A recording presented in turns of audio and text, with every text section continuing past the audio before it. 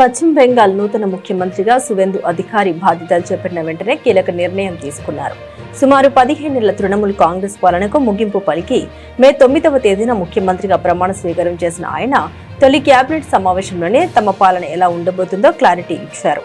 జాతీయ భద్రతకు అత్యంత ప్రాధాన్యతనిస్తూ భారత్ బంగ్లాదేశ్ సరిహద్దుల్లో దశాబ్దాలుగా పెండింగ్ లో ఉన్న ఫెన్సింగ్ పనుల్ని పూర్తి చేయడానికి సువేందు అధికారి కీలక నిర్ణయం తీసుకున్నారు. సరిహద్దుల్లో కంచె వేయడానికి అవసరమైన భూమిని కేవలం 45 రోజుల్లోగా బోర్డర్ సెక్యూరిటీ ఫోర్స్ BSF కు బదిలీ చేయాలని అధికారులను ఆదేశించారు. చొరబాటును అరికట్టడానికి భూసేకరణలో గత ప్రభుత్వం చేసిన జాప్యాన్ని ఆయన తీవ్రంగా పరిగణించారు. దేశ భద్రత విషయంలో ఎట్టి పరిస్థితుల్లోనూ రాజీ పడే ప్రసక్తి లేదని, ఈ భూ బదిలీ ప్రక్రియ నేటి నుండే ప్రారంభం అవుతుందని ఆయన స్పష్టం చేశారు.